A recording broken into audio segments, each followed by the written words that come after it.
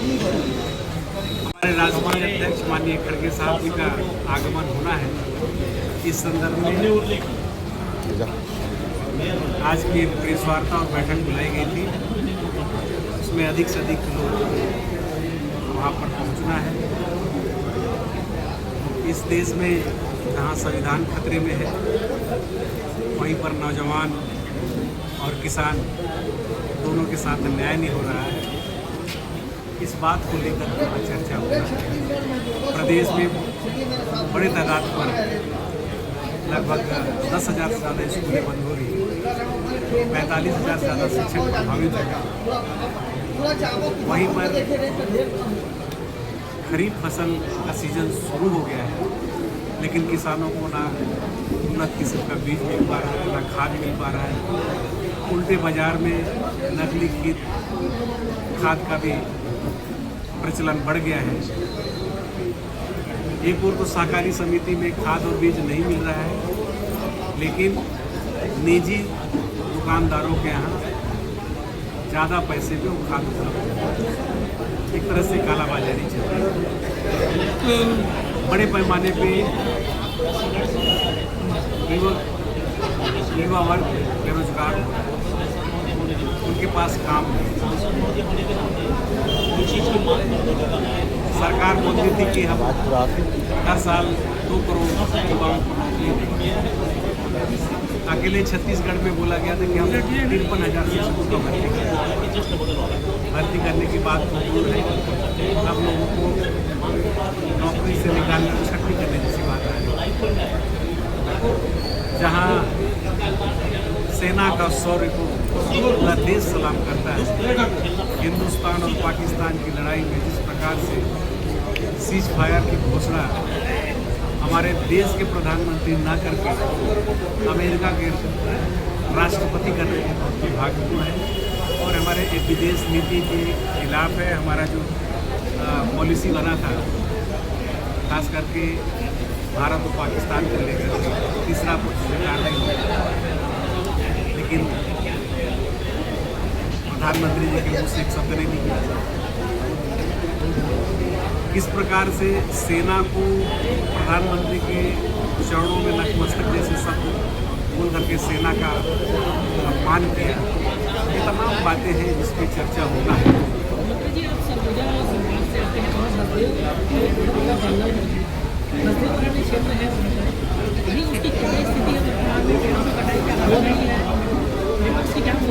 देखिए, औद्योगिकरण के नाम पर बड़े पैमाने पर पेड़ों की कटाई हो रही है और उद्योगपतियों के द्वारा, चाहे वो सरगुजा हो, चाहे वो रायगढ़ हो, चाहे वो बस्तर हो, इसमें बड़े पैमाने पर पेड़ों की कटाई हो रही है। नियम विरुद्ध हो रही है, उसको सुनने वाला कोई। अच्छा, ये हमारे यहाँ तो पूरी विकास खंड है, जल स्रोतों को बाखड़ पाट करके बंद किया जा रहा है। वहीं पर जो आप बोल रहे हैं, औद्योगिकरण के नाम पर पेड़ों की कटाई से जहाँ पर्यावरण को नुकसान हो रहे हैं, वहीं वन्य जीव, खास करके जो हाथियों के बारे में आपने सुना हो कि रिहायशी एरिया में प्रवेश कर रहे हैं और जान माल का बड़ी पैमाने पर नुकसान हो रहा है। वहीं पर जल स्रोत को भी नुकसान पहुँचाएगा। तमाम बातें हैं जिसमें चर्चा होगी।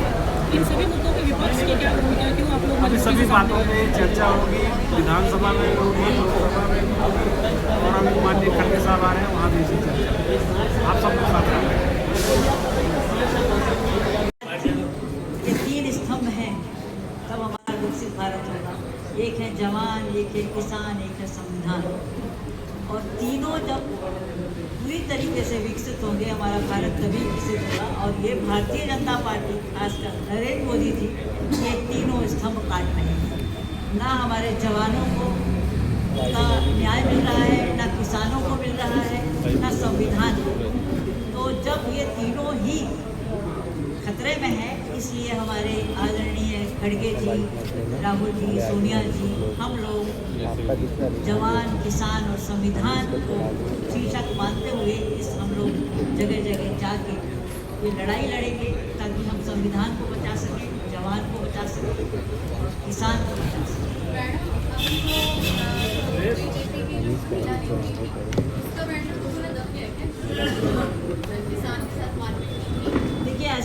तो सब सबका ही रहेगा।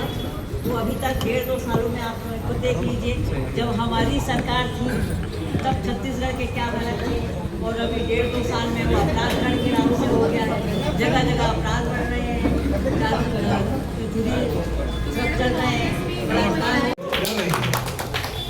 लेकिन मैंने बताया ना, आपका बोलने का, आपका कहने का तरीका कुछ और है, मेरा कुछ करने का तरीका और है। लेकिन आप भी चाहते हैं कि राखड़ से मुक्ति मिले, प्रदूषण से मुक्ति मिले, मैं भी चाहता हूँ। बोलने का तरीका अलग हो सकता है, लेकिन हाँ। और अब कांग्रेस विरोध क्यों नहीं कर पा रही इसका? यही तो बोल रहा हूँ कि अब विवेकपूर्ण निर्णय वाली सरकार अनिर्णय की स्थिति में, इनको क्या करना है प्राथमिकता ही नहीं तय कर पा रहे। जिन स्कूलों को खोलने में इतना समय लगा, मीटिंग बनाने में, सेटअप तैयार करने में, वहाँ पर शिक्षकों की पदस्थापना करने में, तो उसको एक झटके में बंद करेंगे। ये चाहते नहीं कि समाज शिक्षित हुआ, कि हमारे बच्चे पढ़े, इसलिए इस प्रकार की हरकतें लोग करते हैं। हम जो पट्टा बांटे उसको पहली बात फर्जी बोल नहीं सकते, वाला फर्जी है जो कहा है वो फर्जी है। हम तो पट्टा फर्जी तो ओरिजिनल दे दो ना भाई, बना किसने किया? हमने सुनिए, मैं देता हूँ जवाब। देखिए, हमने 10,000 पट्टा बांटा, ठीक है, आप लोग सब जानते हैं। विधिवत शासन की उसमें सील है, साइन है एसडीएम के, और उसमें चुनावी लाभ लेने के लिए ये कहा गया कि पट्टा फर्जी है। तो आज के समय में अभी यहाँ जो पट्टे और बटने लगभग 10,000 पट्टे की और आवश्यकता है कोरबा विधानसभा में। तो भैया और भी पट्टा बांटते रोका किसने? सरकार आपकी पहले बोलते डबल इंजन, ट्रिपल इंजन की सरकार है। नगर निगम इनकी, विधानसभा में प्रदेश में सरकार इनकी, देश में सरकार इनकी। पट्टा बांटो में भारतीय जनता पार्टी ने कभी जिंदगी पट्टा बांटना सीखा ही नहीं। अगर हमारा अनुसरण कर ले और 10,000 पट्टा हमने बांटा, वो भी बांटता 10,000, तो हम बराबर मान लेंगे। और नहीं तो जनता से माफी मांगे, आने वाले चुनाव में जनता हिसाब पूछेगी ओरिजिनल तो क्या पट्टा कहाँ है, एक भी पट्टा नहीं बांटा गया।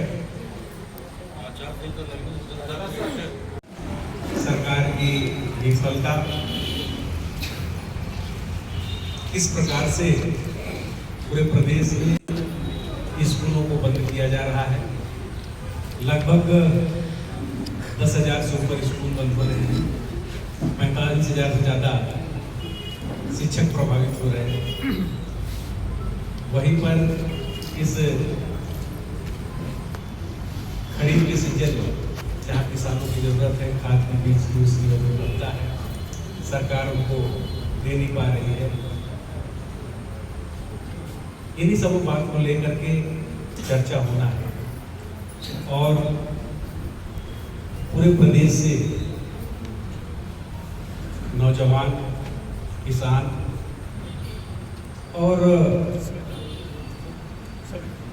संविधान के संदर्भ में जो चर्चाएं हो रही है उनके बारे में उनके लोग सभी लोग एकत्रित हुए।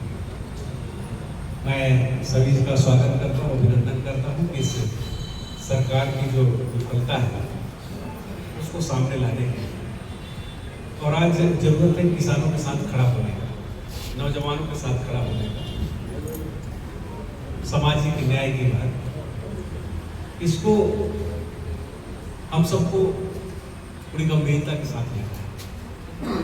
माननीय खड़गे साहब का इस समय आना हम सब लोगों के लिए बहुत ही महत्वपूर्ण है, पूरे प्रदेश के लिए। इस समय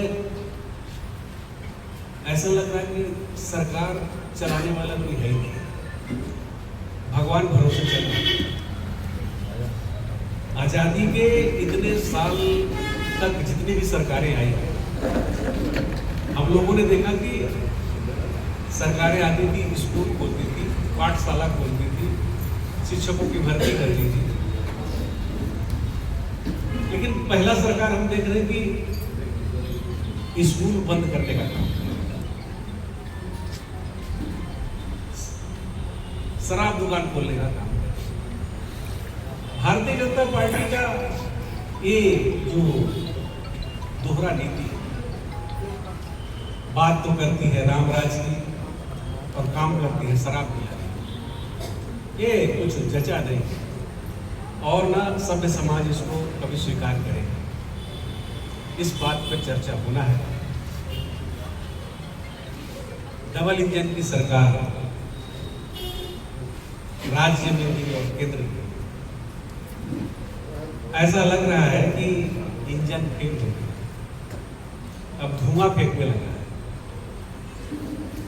जंगल बड़े पैमाने पे कट रहा है, बस्तर से लेकर के सरगुजा तक सुनने वाला कोई नहीं, स्कूल बंद हो रहे हैं, युक्तिकरण के नाम पर एक संभाग से दूसरे संभाग शिक्षकों को बेवजह भेजा जा रहा है। कई स्कूल ऐसे हैं जहां एक भी शिक्षक नहीं है। तो ये अविवेकपूर्ण वाली सरकार, जिनका ना सोचने का, ना समझने का, ना कुछ करने का इच्छा शक्ति रह गया है, ऐसे में सरकार भगवान भरोसे चल रही है। कांग्रेस ने तय किया है इस देश में जहां जवानों की स्थिति चिंताजनक है, चाहे जवान हमारे नए हिस्से से जो शिक्षित बेरोजगार हो, चाहे जवान सरहद में लड़ रहे हैं, इस प्रकार से हिंदुस्तान और पाकिस्तान की लड़ाई निर्णायक मोड़ में आने के बाद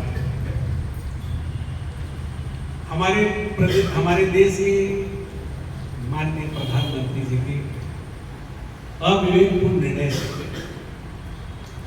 जो स्थिति निर्मित हुई, पूरा देश दुखी, पूरा देश का मूड बना हुआ था कि इस बार पाकिस्तान के खिलाफ निर्णायक लड़ाई है। लेकिन जहां सेना तैयार था, जहां लोगों का मूड तैयार था, अचानक अमेरिका से हमारे भाग्य में फैसला का फोन आता है और प्रधानमंत्री जी एक शब्द नहीं बोलते।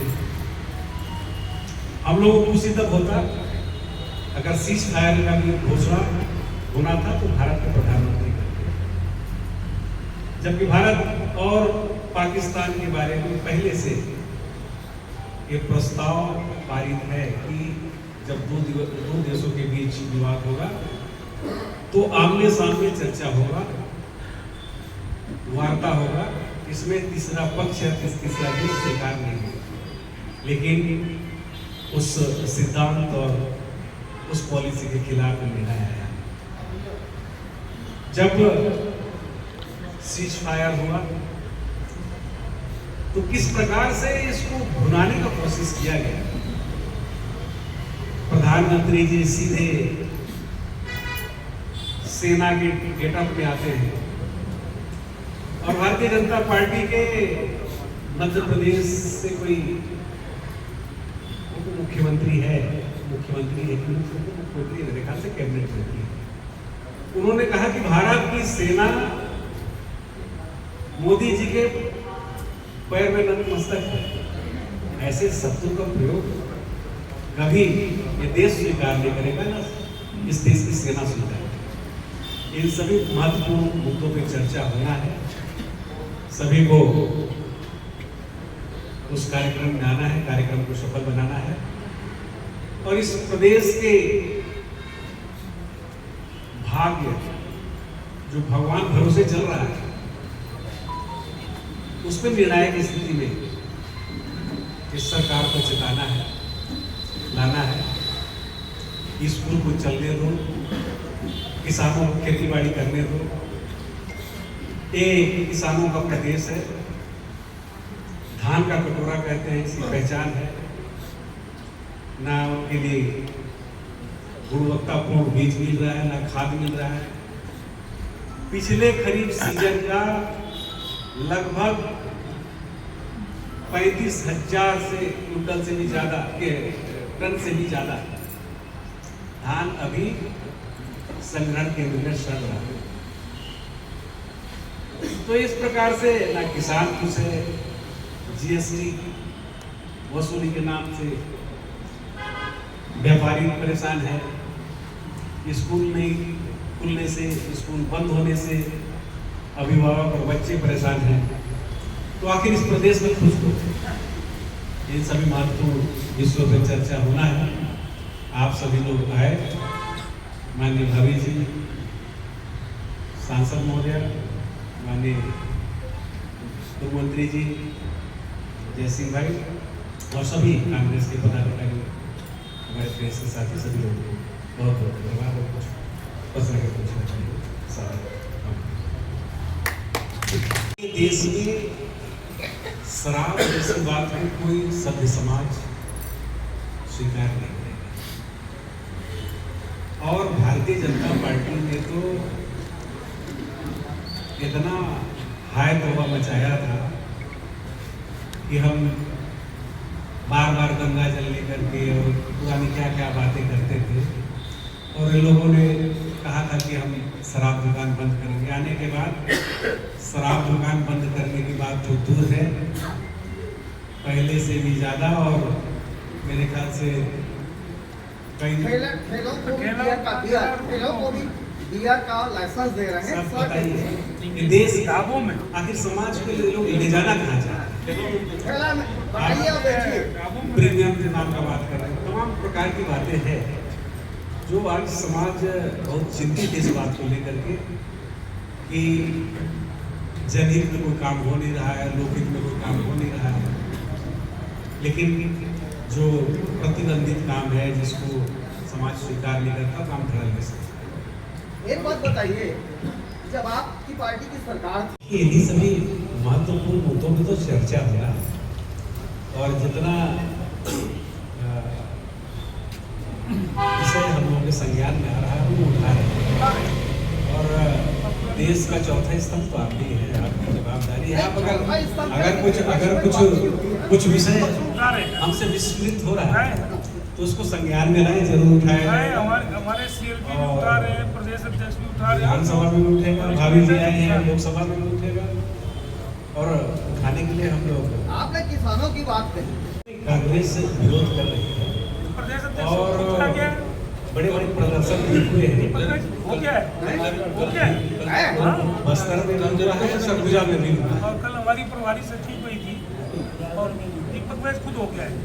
हमारे पूर्व मुख्यमंत्री ये कहते हैं, आप ही के नेताओं को भेजते हैं कि इस मुद्दे को आप ही लोगों की बैठक से ये बात निकल के आती है कि सरकार को ठीक से घेरा नहीं जा रहा है, इसका क्या अर्थ लगाए? नहीं, देखिए ऐसा नहीं है, मैं था उस बैठक में, ऐसा नहीं। उसमें हम सब लोग थे और ऐसा कोई बात नहीं है। और वो मीडिया ने ये है। एक बात है, भारतीय जनता पार्टी के खिलाफ हम भी बोलते हैं और जय सिंह भाई भी बोलते हैं, लेकिन दोनों का बोलने का थोड़ा सा तरीका अलग है। तो तरीका अलग हो सकता है लेकिन हम लोगों का उद्देश्य एक है। तरीका अलग हो सकता है लेकिन